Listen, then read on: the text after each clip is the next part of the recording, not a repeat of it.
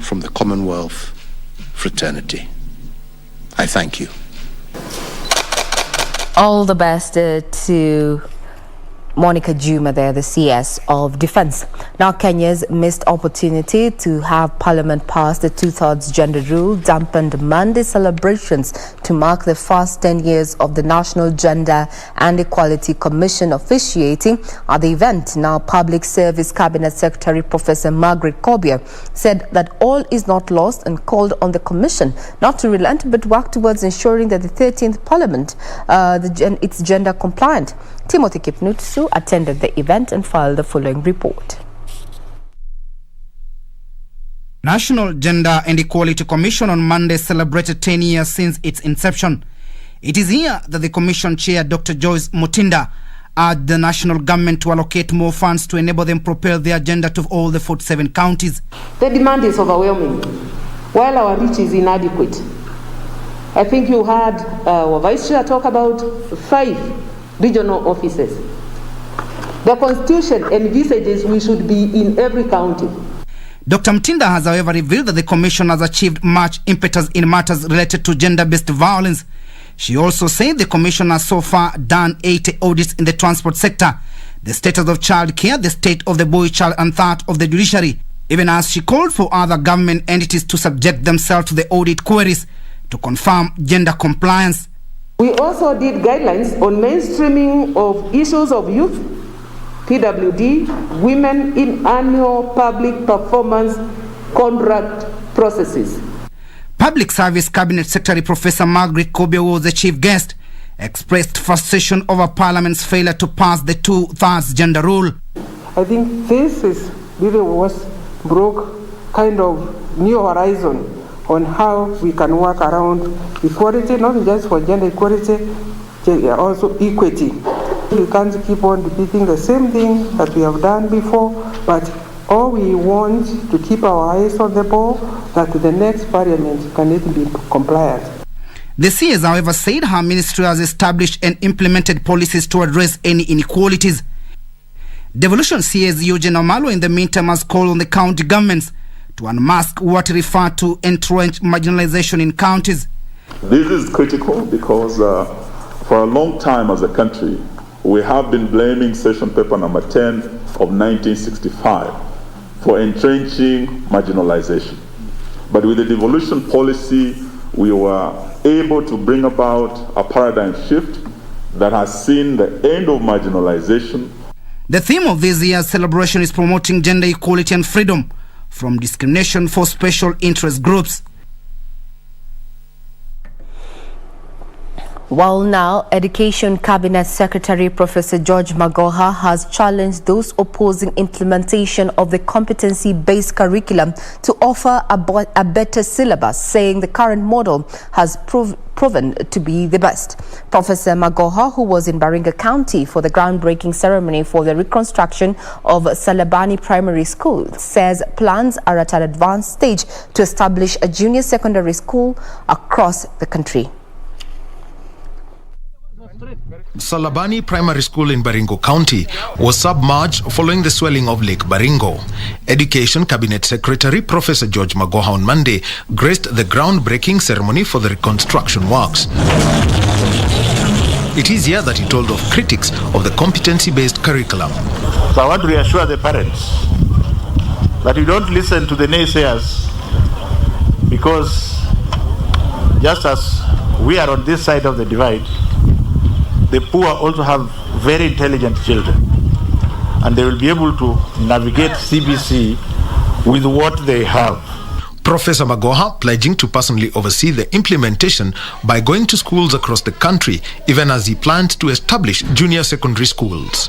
As I talk to you now, we are identifying schools which will domicile the junior secondary school at the end of grade 6. The Education Cabinet Secretary was accompanied by his Labour and Social Protection counterpart Simon Chelugui, who pledged government support for vulnerable children. In your ministry, we all focus on child protection and rescuing that child and enabling that child, giving them opportunities, empowering them through education to create the future of this country. Baringo South Member of Parliament Charles Kamuren urged the government to reopen 7 schools which were submerged, affecting the 100% academic transition. Na hiyo mashule tulikuwa tumefunga mashule 9. Tumejaribu saa hii kufungua, imepaki hiyo ine, umesikia ukiambiwa kwa sababu ya hii mambo ya insecurity. The reconstruction of Salabani Primary School is being undertaken by a local non-governmental organization, Child Fund Kenya, at a cost of 30 million shillings.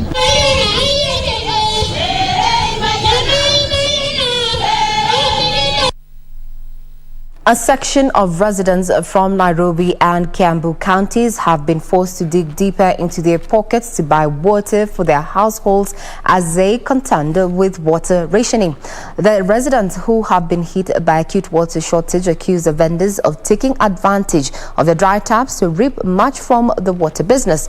The development coming as the Council of Governors calls for an urgent review of the Water Act 2016, which allows county governments to receive payments of water bills.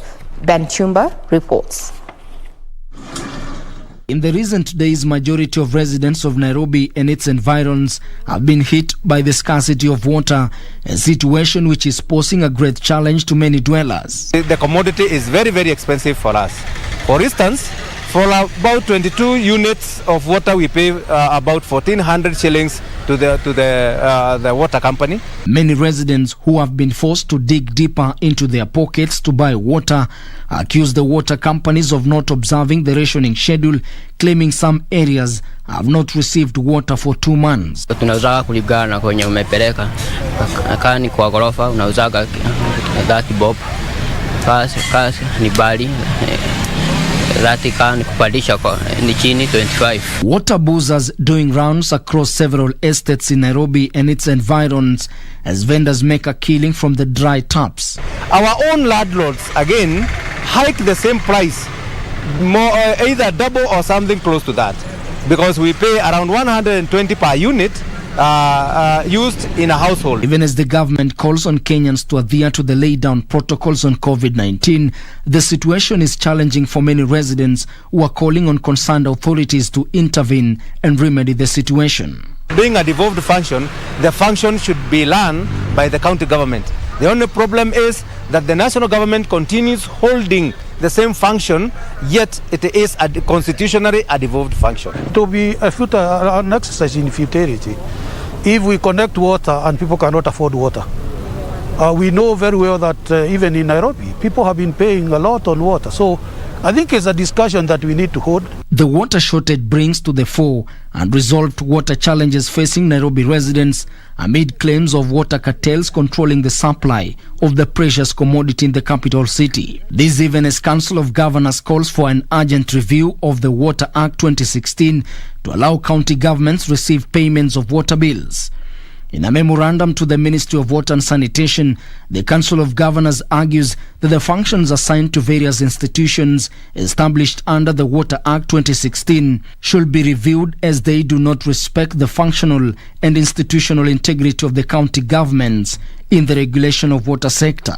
However, in what appears to be a disagreement over the water-related functions, the Ministry of Water and Sanitation maintains that the water resources are under the national government and not the county government. Politics, the National Assembly will convene a special sitting on Wednesday, and on top of the agenda will be to approve the nominees to the Independent Electoral and Boundaries Commission.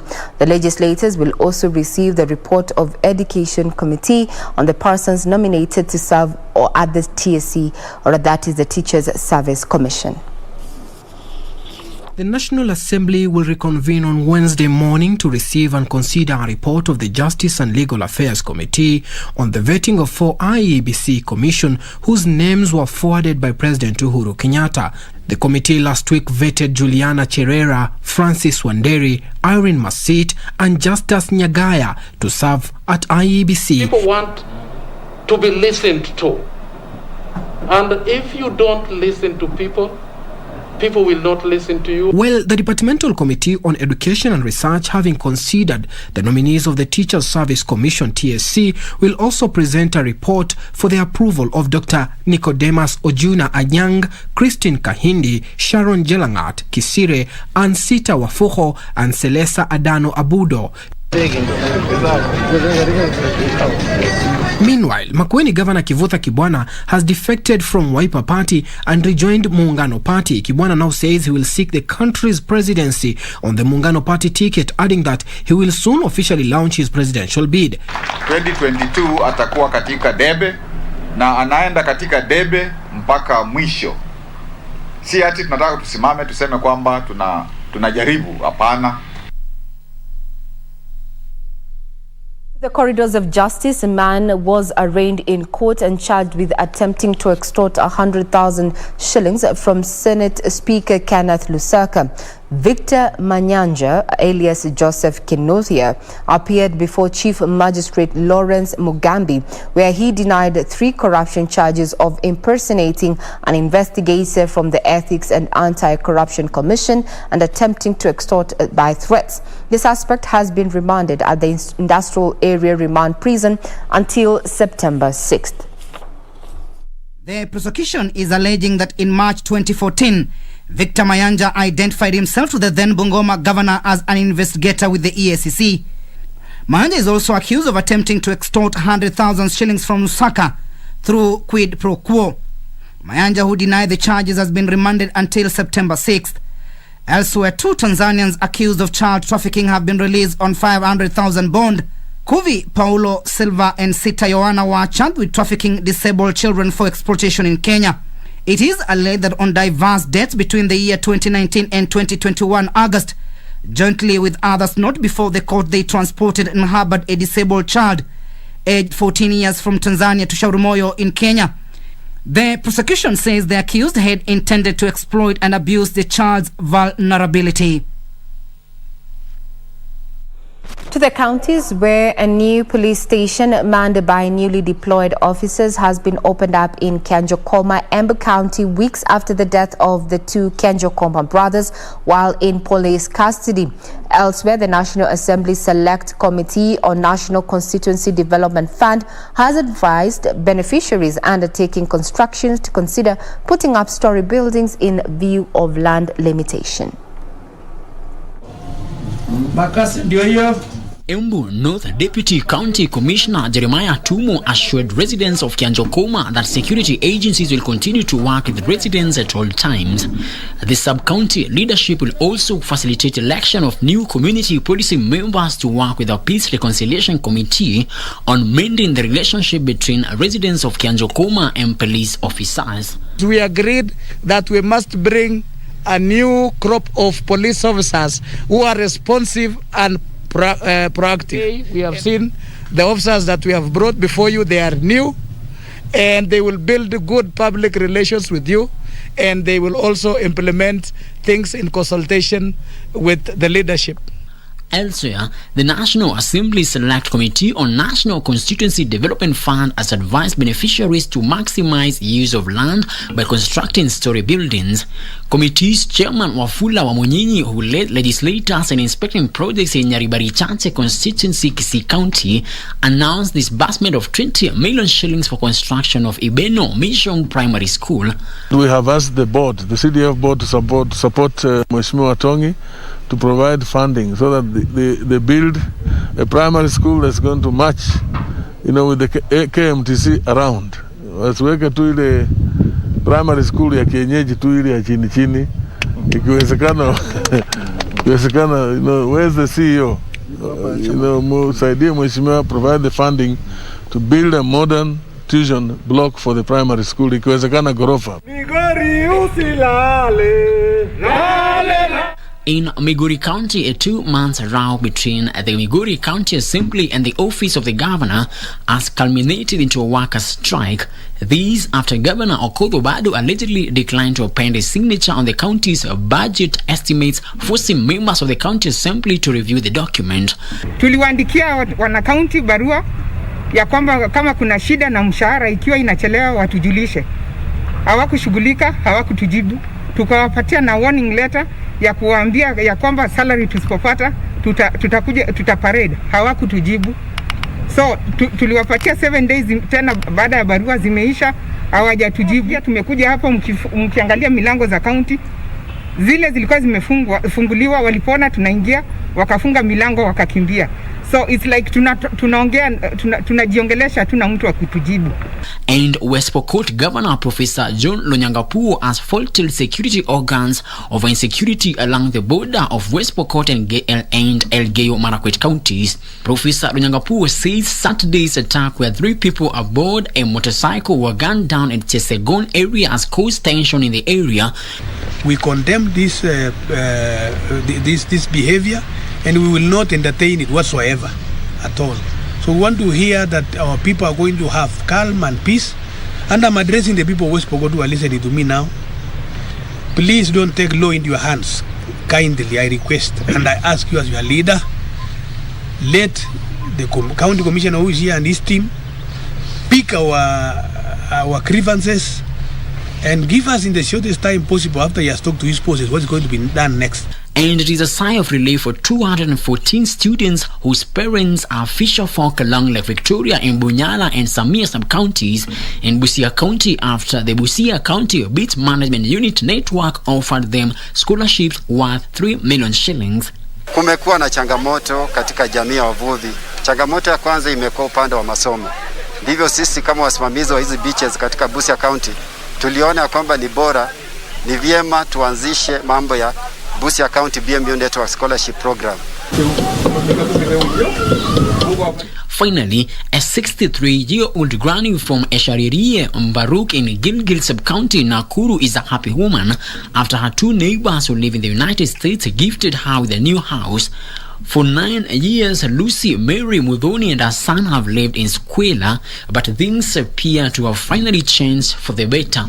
Ninafurahia Mungu kwa wenye wamenionea huruma wakanijengea. Vile nilikuwa na shida, nyumba yangu ilikuwa inaanguka, lakini Mungu akatuma watu wake wakakuja wakanijengea. We take a quick breather, but when we come back, we're going to be focusing on matters business as well as sports in regard to those stories that have been making headlines. Do not go away. We'll be right back.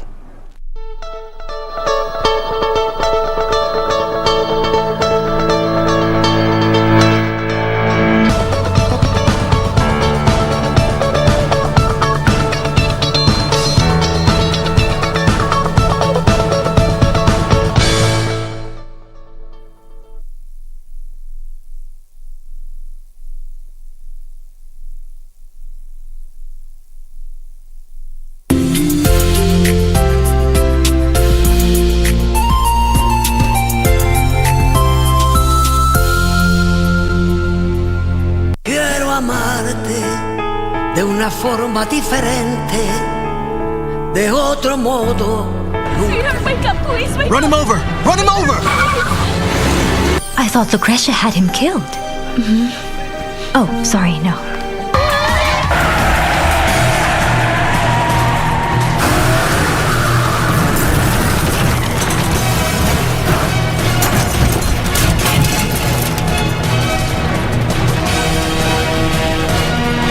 I have to get out of here. I can't let them put me in prison.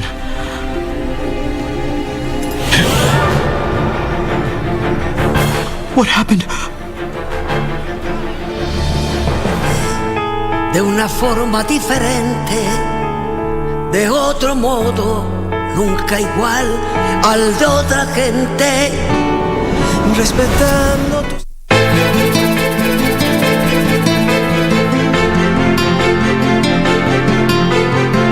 Suluhisho ni mwanamke atoke kwa nyumba. Chachelewa antipili, manake tiketi ankita mizizi. Na uflet mke wangu umekuwa na hizi homa za ghafla ghafla.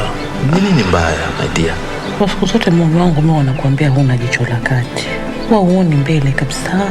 Hiyo kuroga hiyo. Wacha nikwambie nimechoka kuishi na wachawi ndani ya nyumba yangu. So leave my house. Ondoka bwana.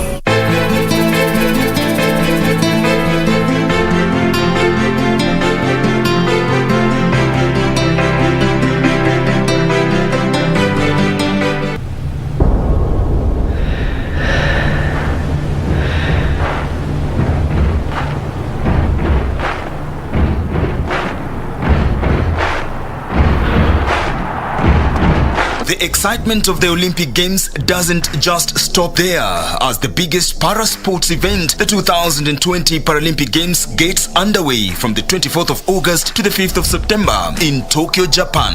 So, get ready to be inspired by these sportsmen and women with outstanding abilities, and look out for Team Kenya too in their quest for glory by watching all the highlights daily on KBC Channel 1, your true sports partner.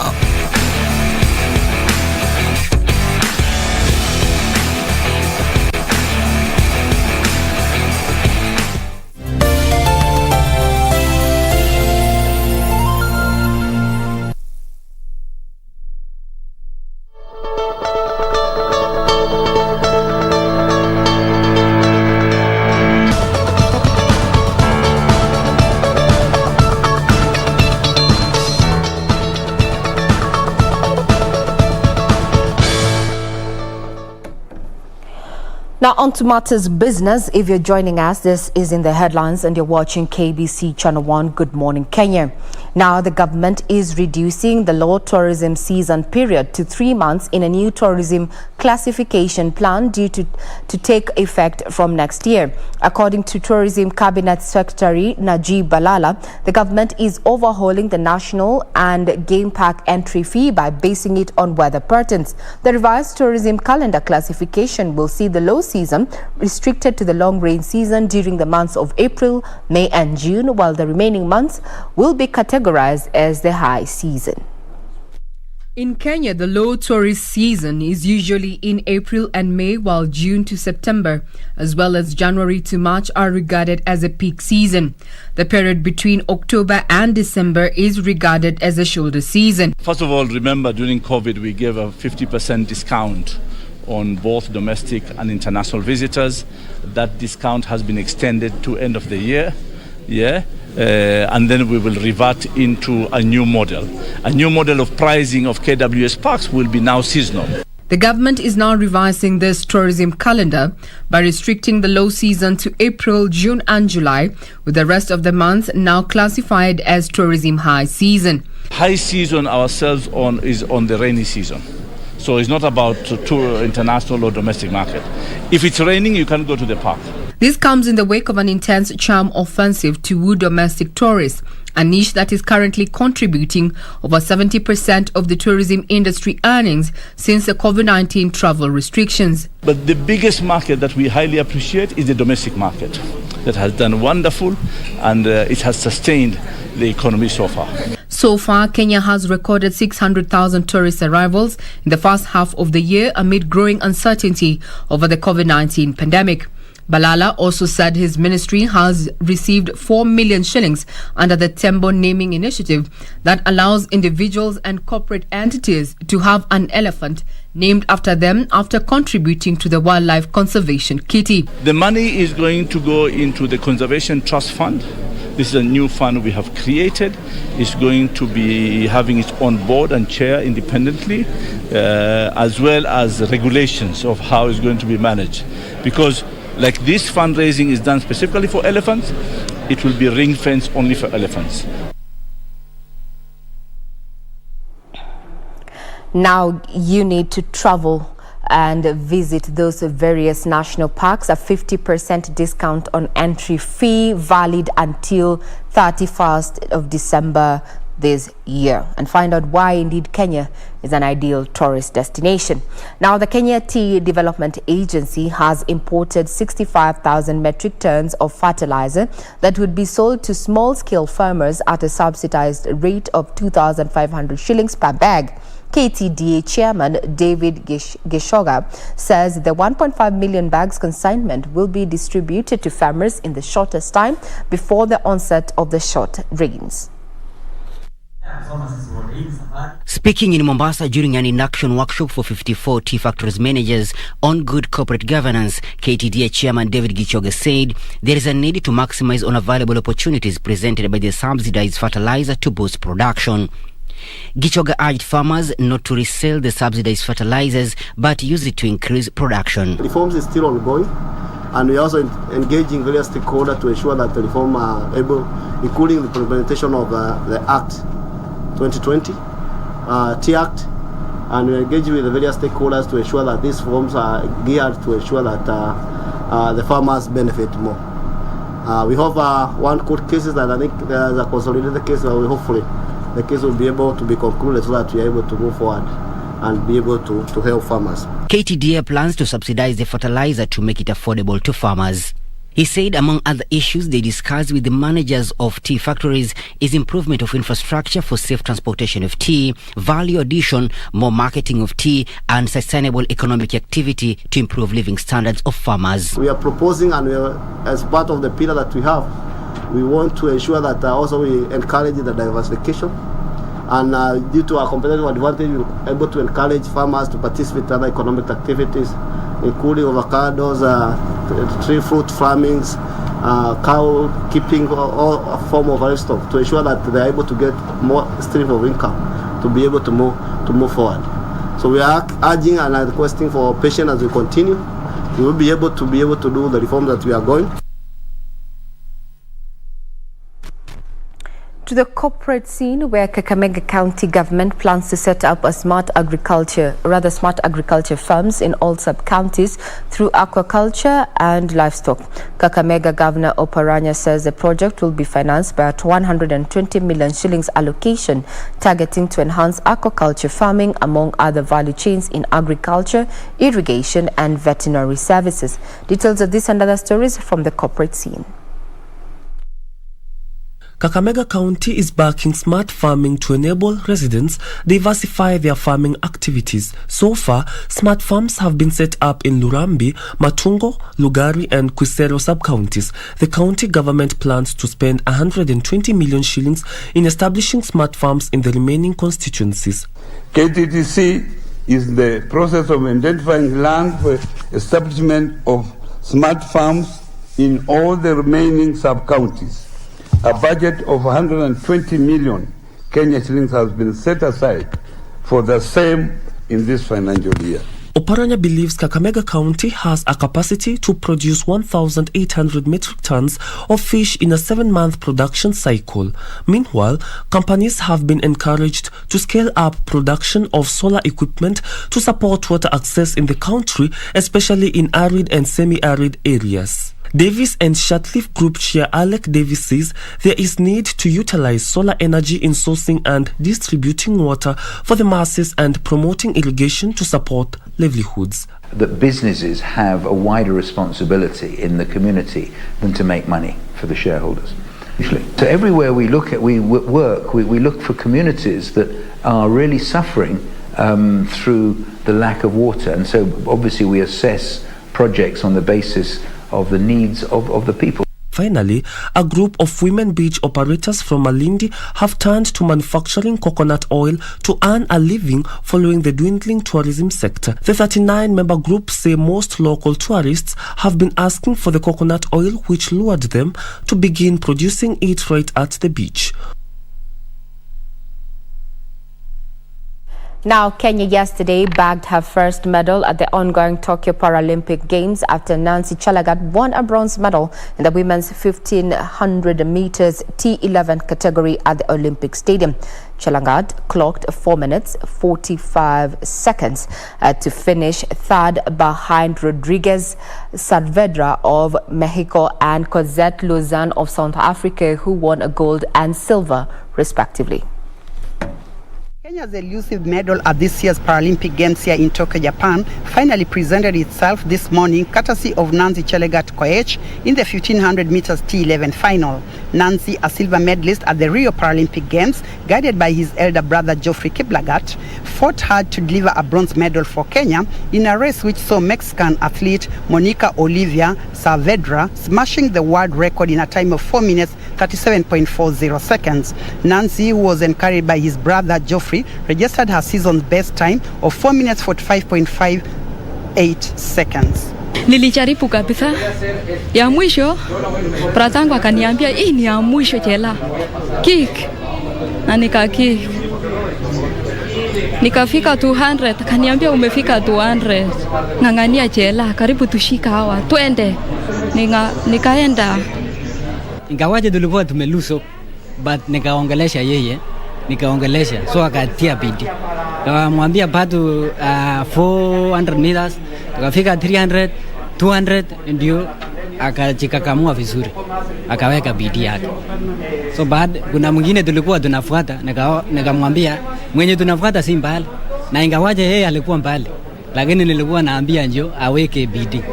Kenya's ambassador here in Japan, Her Excellency Tabu Irina, immediately made a call to congratulate Nancy for the achievement. Yes. Hongera sana. Thank you. Kongoi kabisa. I'm so excited for you. Thank you.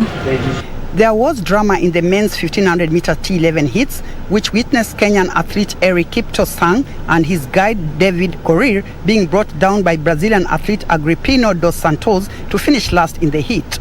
The Kenyan officials, led by the president of KNPC Agnes Olwoch and Secretary General Elijah Aliero, appealed immediately and Eric Sang was reinstated to advance to tomorrow's finals, while the Brazilian disqualified under Rule 18.2b, which prohibits obstruction in a race. KNPC Secretary General Elijah Aliero explains on the appeal. Kwa sasa tumefanya appeal na yule mchezaji wetu amekubalika kwamba kesho ataweza kuingia katika finali. Maana walipocheza ile video wakakubaliana na sisi kwamba ni kweli alifanya kusukumwa. Eric Sang and his guide runner David Korir speaks about their encounter. You are well prepared. We are ready to fight for it. Yeah, that's what I can promise you. With my athlete, I promise you we are well prepared. Niko na endurance ya kutosha. Niko na mileage. Naamini 1500 itachikamua. Mungu tu atuongoze. Tomorrow's final race, which is slated for 9:38 a.m., will see Eric Sang having a new guide runner, Eric Kirui, following his usual guide, David Korir, being injured. It will be Kenya's last event at this year's Paralympic Games. Reporting for KBC from Tokyo, Japan, I am Elena Shiveka. Is Elena Shiveka, a sports veteran there, reporting from Tokyo, Japan, where we're having the Olympics ongoing. Now, the national men and women volleyball squads for this year's Africa Cup of Nations have been named ahead of the continental event to be held in Rwanda early next month. The men's team will be first to leave on the 5th of next month. The national volleyball teams that will represent the country at the Africa Cup of Nations in Rwanda next month have been named. The Kenyan teams will compete at the continental event, fighting for a place to represent the continent at the World Championships to be held next year. The men's event will begin on the 5th of next month, the day the Kenyan team leaves, while Malkia Strikers will compete from the 10th of next month. Meanwhile, Garissa, a Kenyan town less known for football, has produced the winner of the annual East Africa Ligindogo Cup after Berlin FC were crowned under-19 champions. The tourney that was held in Kisamis, Kajiado County, attracted only 46 teams from Kenya, as Tanzania and Uganda were not able to register any teams due to the COVID-19 pandemic. Finally, the campaign to rename part of the Indian Ocean to Africa Ocean continued to gain momentum as the team behind the campaign held a hockey tournament to spearhead their cause in Mombasa. The 2-month tournament, Oceanic Hockey Circuit, sponsored by the African Ocean Campaign, came to a close last evening with two thrilling final stages at the Aryan Sports Club in Mombasa. In the first final, Mombasa Sports Club ladies team secured a comfortable 3-0 win over Swans, while their male counterparts suffered a 5-1 defeat to Daikyo Heroes.